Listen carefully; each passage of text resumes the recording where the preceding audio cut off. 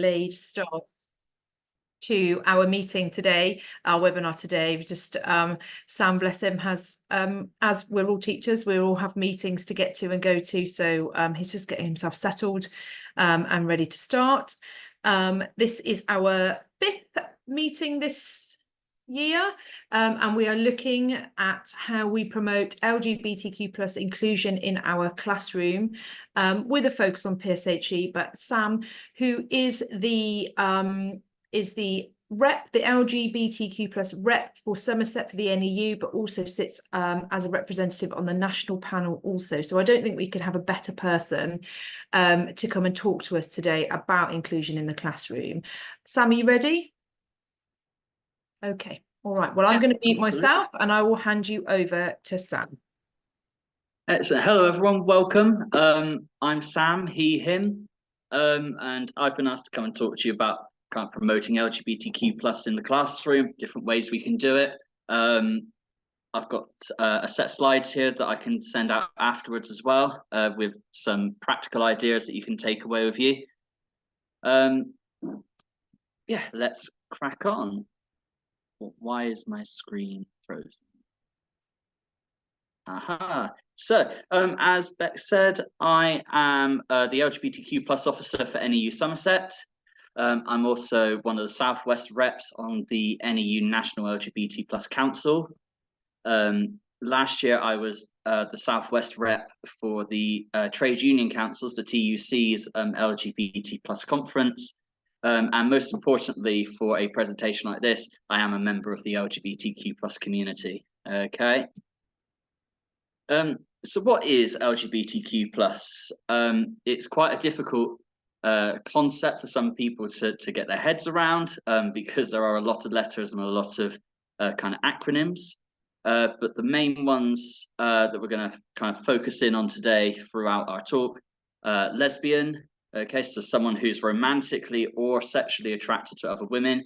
When I talk LGBTQ+ with primary, I tend to stick more to romantic attraction, whereas moving into secondary, obviously you can then bring in through some of your PSHRE sexual attraction as well. Gay, being a common acceptable word for male homosexuals, but is used for both genders. Okay, someone who's attracted to a person of the same gender.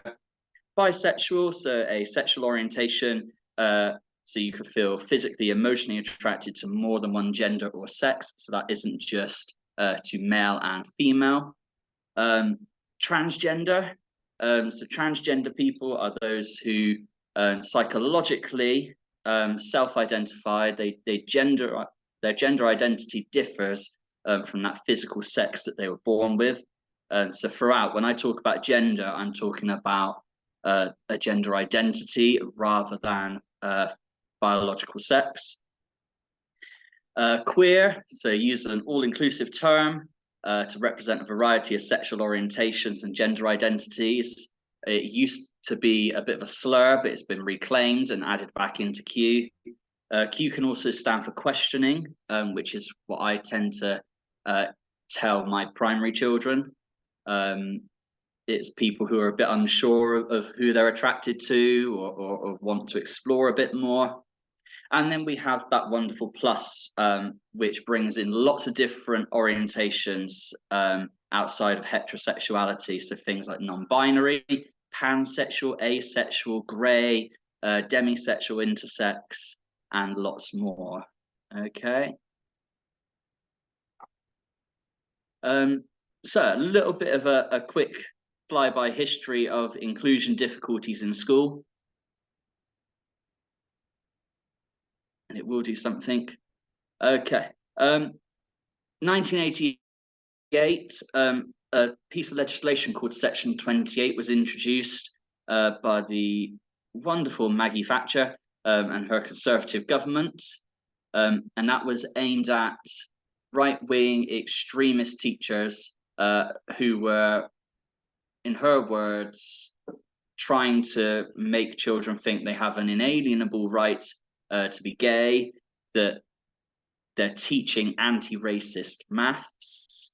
It was a really difficult period in education at that time. I know teachers who talked through that, who suddenly had to hide themselves back in the closet because they were afraid to mention that they were LGBTQ plus. And I know lots of people of my generation who kind of went to school through that time. And because you weren't allowed to talk about LGBTQ plus representation, lots of people didn't realize that perhaps they were gay or lesbian or trans until a little bit later in life, because you just weren't allowed to talk about it. And if you did, your teachers couldn't talk back to you about it. They weren't allowed to mention it at all. We probably won't watch Maggie do her speech because it's a bit triggering. But that's on there if anyone wants to see it afterwards. I'm really hoping this PowerPoint's going to skip. Or it's going to break. Okay. It took quite a long time. It took until 2003 under a Labour government for Section 28 to finally be brought down. But alas, just 20 years later, in 2023, the Conservatives have tried to bring about a new piece of legislation similar to Section 28, which will impact how we talk about, how we represent trans and non-binary and gender questioning students and staff in schools. Now, the consultation period on that one is just finished. And so now they've gone back to the drawing board with it. They're tweaking bits hopefully based on what people have registered with them in that survey. And in the next month and a half, 2 months, we should then get a slightly updated version of what to do. But it put a lot of limits on what you were able to do to help those students in school. And that's what lots of people responded negatively to. They didn't like the fact that we were meant to out children if they said they were trans or non-binary. We would have to report them as a massive safeguarding concern, which of course it's not. It can create more of a safeguarding concern should we then tell their parents on their behalf if they're telling us that their parents aren't supportive. So that kind of brings us up to modern day. I'm very aware that I speak quite fast, so please just shout at me if I'm going too quick. So why is it important? Well, there are some stats on the screen there, but some of the biggies: 7 out of 10 primary school teachers and 9 out of 10 secondary school teachers, according to the latest Stonewall survey from a couple of years ago, have heard homophobic language in schools, yet less than a third of that was actually tackled because they didn't feel confident to do so. 83% of trans young people have experienced name calling, including dead naming, which is where you use the name that they no longer associate themselves with. And almost 100% of students have heard phrases like "that's so gay" or homophobic slurs like "puff" and "lezzer," which is really horrible to think that someone can hear that throughout their school life about their own identity and suddenly think that they're not okay as they are. And there is a reason why we should protect them. The Equality Act in 2010 covers 9 protected characteristics. 3 of these are gender reassignment, sex, and sexual orientation, and they all apply to our trans and non-binary students, but also to those who appear anywhere in the LGBTQ plus umbrella.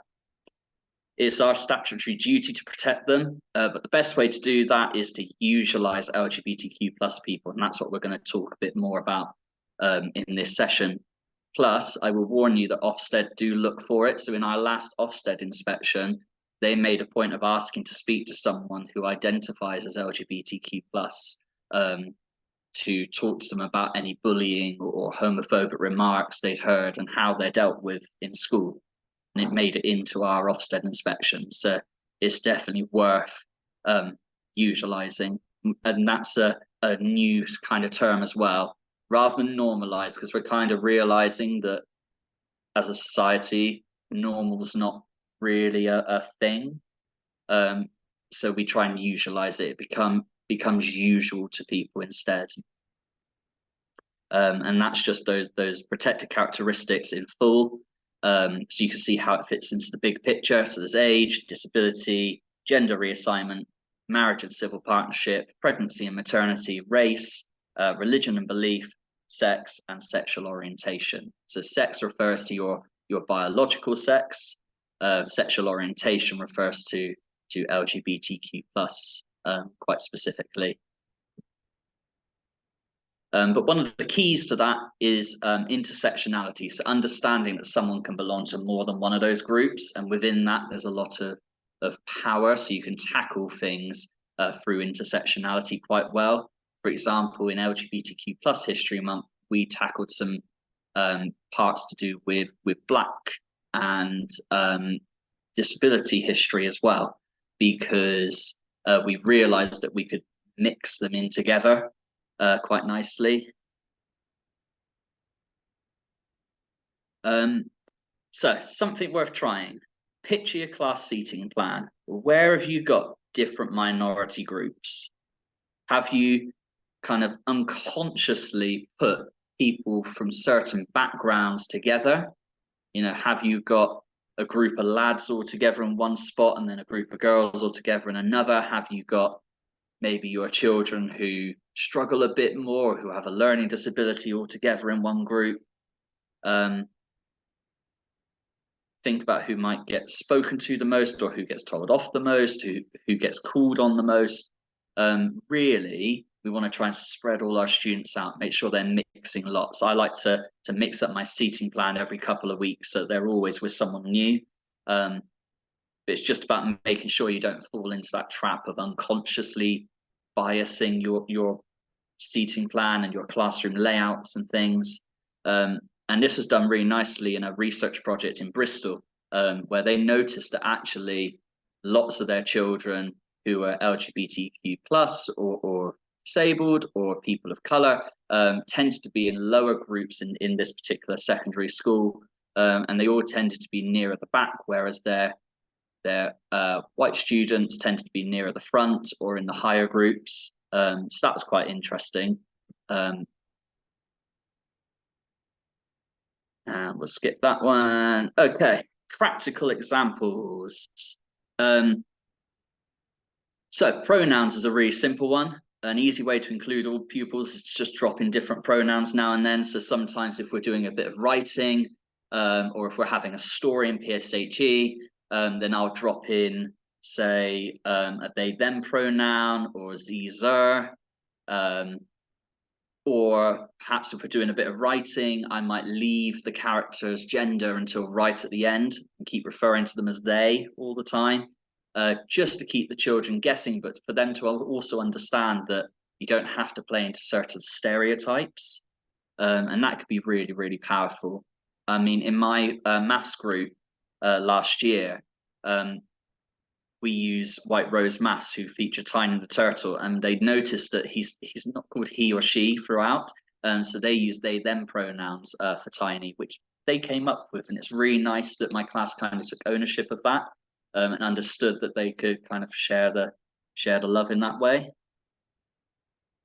So also on the PowerPoint, I've put some of the more common pronouns, so when that gets sent out afterwards, you can have a little look through those. There are quite a few that were new to me that I had to go away and just look at. So don't be afraid if new ones come along. Okay, try and embrace them all. This one comes quite nicely into PSHRE, different representations of gender. You'll be surprised how many times I've sat in a classroom, whether that's reception, year 3 or year 6. I've asked them to draw, say, a fireman or a nurse or a teacher, and quite often the nurses and the teachers will be drawn as women, whereas a fireman or a doctor would be drawn as a man. And more often than not, a lot of them are drawing white people and British people rather than people of color and people from different backgrounds. So it's quite good to explore those gender stereotypes. Another way of doing that is to kind of call on people who who you may not expect to answer certain questions. So if you're having a discussion about sport, bring those girls into the discussion, bring those ones who perhaps don't talk about it as much into discussion, okay? Because it's very easy for certain children to kind of dominate. And we want to stop that as much as we can. We want to ensure that everyone has a fair voice. Think about not just gender, but the whole concept of it. So that masculinity, what that actually means. You know, it's okay to have emotional moments and show masculinity. It's okay for boys to be more feminine, or for girls to be more masculine and kind of more, to use an older word, a bit more tomboyish. And it's also good to bring in some androgyny to that as well. So sometimes if we're doing a starter activity about certain careers or who might like something, I keep it kind of really gender neutral for the first few minutes, and then introduce a picture of a character rather than show it straight off and then suddenly go, oh, it's a boy, they must like sport, or oh, it's a girl, they'll like dolls and makeup and things. In terms of grouping your students, it's been over a year since I've had to group them boys and girls, other than changing for PE. So I tend to group them on activities, or by what they're doing, or just using our class name quite a lot. I also try and avoid things like guys, because I know it's relatively gender neutral, but there's still children who may think it's quite a masculine word, it's quite a male word, and then they won't associate with it. So trying to say, oh, come on Oak class, come on year sevens, or folks, even if you want something really quick and snappy. Or if you're doing PE, maybe you've got a football group and a hockey group and a tennis group, rather than, you know, boys and girls. It just helps people feel a little bit more kind of included when perhaps they haven't heard themselves mentioned before.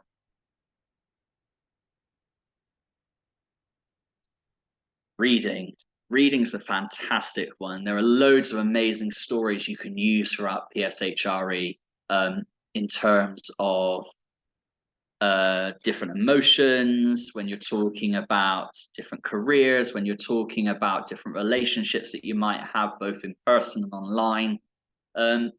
Try and bring in examples that have characters from different backgrounds, but also just be aware that you don't want those characters to just be sidelined or just be there in the background. You want to try and promote them in some way. You want them to be a lead in a story, so that everyone throughout the year can kind of see themselves within your teaching. So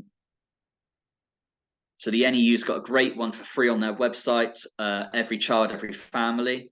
They've also got another version of this for stories about disabled persons, and they're building one at the moment for stories about people of colour. And they give you books, but they also give you good talking points in terms of PSHRE and reading discussions. So which parts of LGBTQ plus can you draw out from them? Which bits of bias or stereotyping can you pull out? And they give really good prompting questions. So that's a really nice one that you could find for free on the NEU's website. Really lovely one, and a really good example of how it doesn't have to be in your face is The Last Firefox by Lee Newberry. So The Last Firefox, if anyone hasn't read it, doesn't specifically mention LGBTQ plus, other than a couple of sentences here and there, just in the odd chapter where he mentions his two dads, and that's all you need. Suddenly that one child who may have two dads or two mums, or may be from an LGBTQ plus home, or maybe LGBTQ plus themselves, has suddenly found their representation in that story. Things like Glitter Boy by Ian Eagleton. There are loads and loads of resources available for that one. Heartstopper, now that that's on Netflix and in the media, that's getting a lot of attention. And if you want more for primary, I can highly recommend the stories on the website Pop and Ollie. And these are really nice ones for bringing in not just LGBTQ plus representation, but representation of different protected characteristics. So for reception, they got things like Little Red Riding Hood and Goldilocks and the Five Bear Families. As you get older, they tackle things like transgender and non-binary through Prince Henry and Jamie.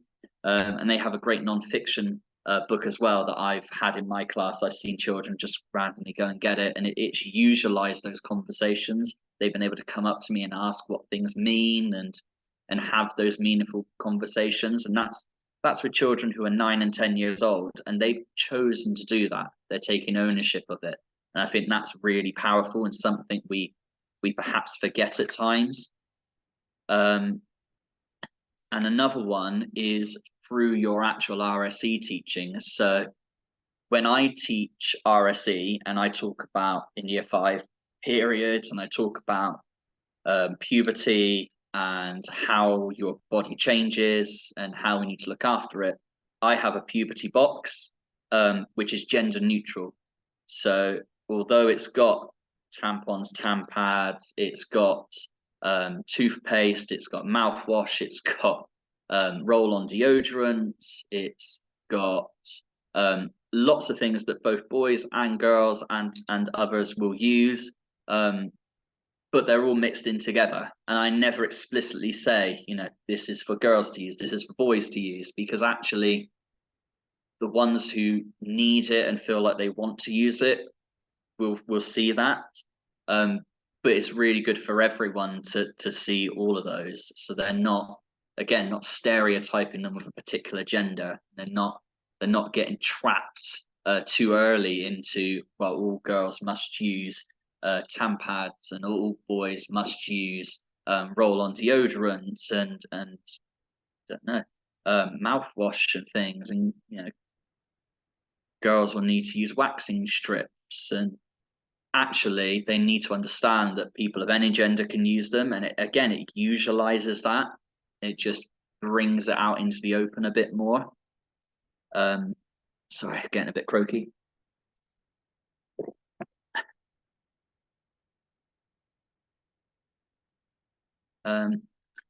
And if in doubt with reading as well, if you can't find a text that fits for your class or what you want to do, make up your own. There are lots of tools like ChatGPT now that can write things for you. I ended up writing my own for LGBT plus History Month so that I could do it properly with my class, look at a piece of text in detail, talk about some people who are queer and you know, have done really well for themselves, but also talk about people who have overcome that adversity. The only thing I'd say when you're telling stories is think about why you're telling them. Try not to fall into the pitfall of telling a story just because it includes someone. And that includes not just in books, but on displays and how we talk about people in general stories or in the curriculum. So for example, people talk about LGBT plus, lots of people come up with Alan Turing as one of the first sort of famous people that come to mind. But actually, if that's the only story you hear in your sort of education, that ends in suicide, that ends in mental health, or it ends up as someone being targeted and a victim. And we don't want that. We also don't want, you know, gay men to be seen as entertainers or those LGBTQ plus characters being sidelined. They should be in the center occasionally. And that also goes for other protected characteristics as well. So if you're thinking stories of disability, lots of our famous villains have disabilities. Think like Darth Vader, Captain Hook, the Joker. Or there are people who have cosmetic disabilities which in no way stop them from doing anything. They just carry on, like Luke Skywalker's hand being chopped off. He just instantly gets a new one and off we go. Be careful that your stories are impactful, that you've looked at them before, and that you're prepared for any kind of comments or questions you might get from people about them. So some great ones for LGBT plus would be stories of two spirit people, or the PSHRE in India, for example. They're really good to bring in, and that links your PSHRE then into history, into geography, into understanding that kind of mix of culture and gender, and getting rid of some of those stereotypes. And always think, which elements do I want to promote? Which elements are going to be the most powerful for my students? Because it will help them form social schema. It will help them form their opinions later on in life. Just, it'll be some random story you've told once, but some child will hold on to something from it and go, right, that means that all those people are such and such, and they'll create a stereotype without even knowing it, some unconscious bias. So yeah. Also, just word of warning, because I've seen it happen to a few teachers. Lots of people have really good intentions. Good inclusion means picking the right books, picking the right stories, the right tools to help you.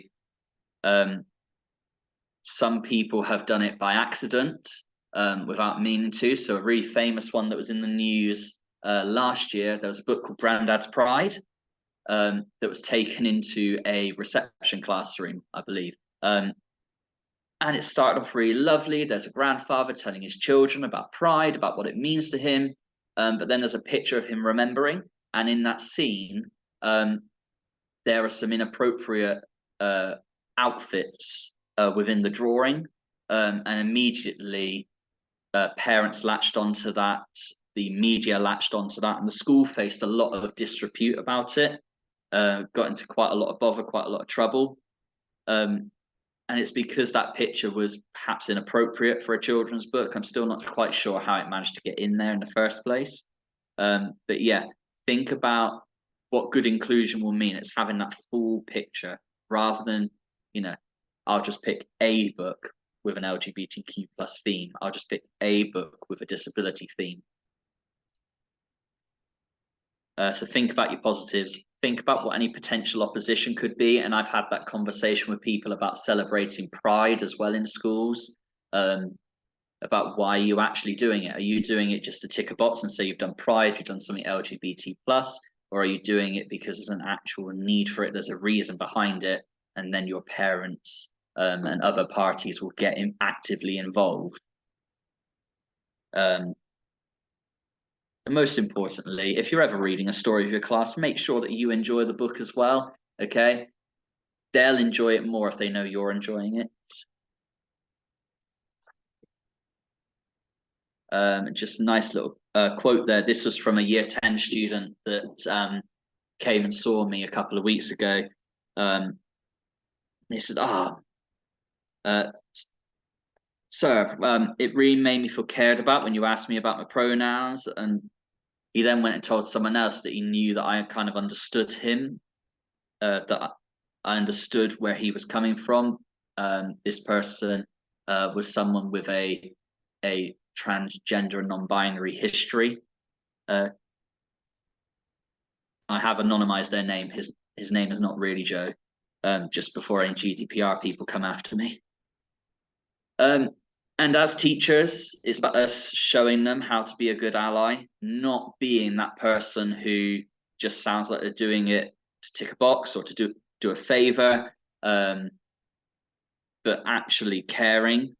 And a way of doing that is thinking about that word ally, to center the impacted person. So if you're talking about someone who's LGBT plus, or you're talking about LGBTQ plus relationships in PSHRE, center those voices, listen and learn from people who have lived in oppression. So if you've got the chance for someone who's lived through that experience to talk to your students or to read some writing from them, do it. Don't think it's always got to be your voice coming through. Understand that actually sometimes we just need to yield the floor. We need to understand that we're more privileged because we haven't necessarily faced all the barriers that person has. And we need to go, right, you faced that, you've experienced that. We're going to listen to you now. Because they'll really appreciate that. And I've not met a single LGBTQ plus person, either staff member or child, who hasn't appreciated you asking about pronouns, about preferred names and things. Most schools will allow you to do that as well.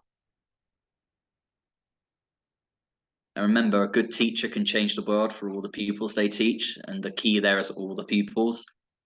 In your classes, whether they're out or not, you're bound to have someone who is LGBTQ plus, and we should embrace them. We should make sure they know that they're seen, the same as you would for any other child. And then I've just got a little list of a few places around where there are some really great resources.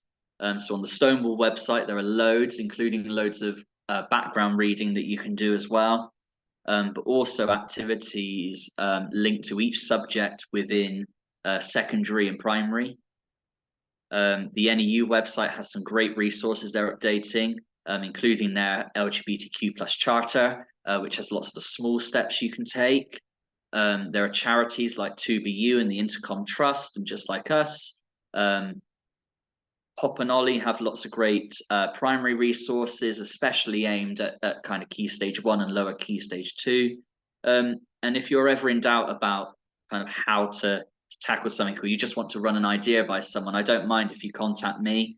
That's absolutely fine. I'll always try and get back to people within a day, just with some ideas or just a pointer in the right direction.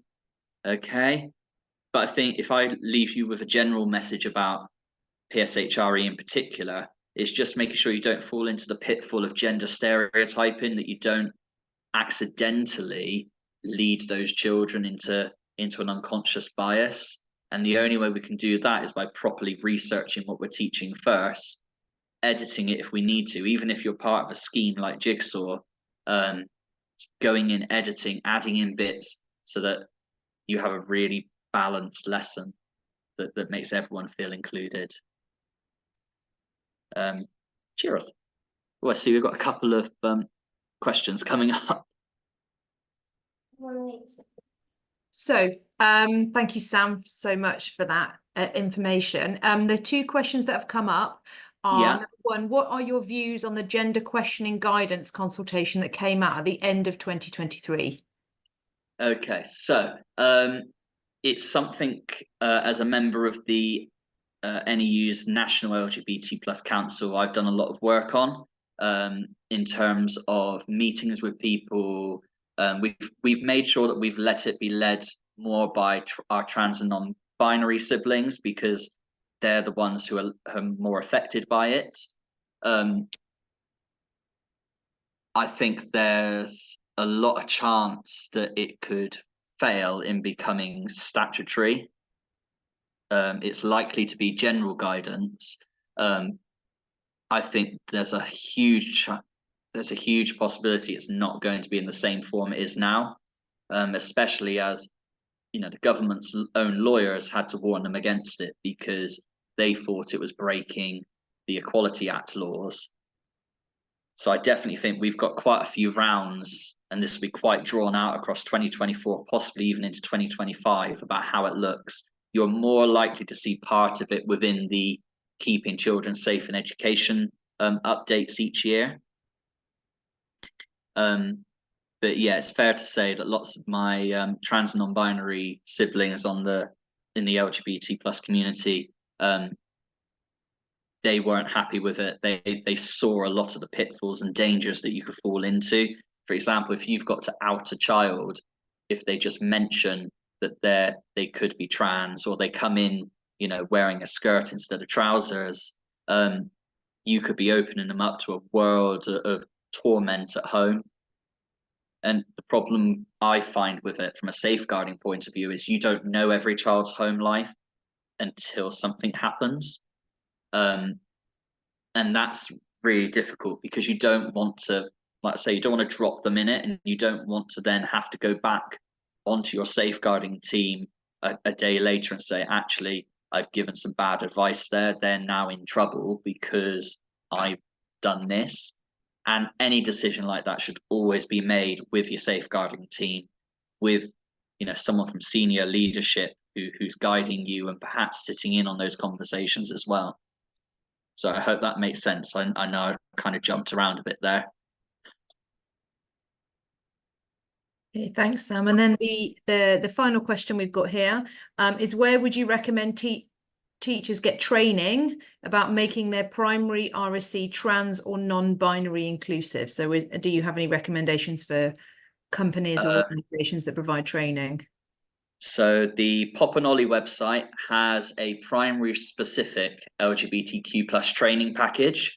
I believe it's about £40 for individuals, or about 100 and something for a group of teachers from a school to do, or they're quite happy to come into school and do it as well. I had that training earlier this year, and it was absolutely fantastic, and it really made me as an LGBTQ plus person just go back and rethink how we were teaching some of our bits in school, and it's given me that sense of kind of passion and fire and enthusiasm again to go and talk to my head and go and talk to my senior leadership team and say, hang on, these resources we're using don't work.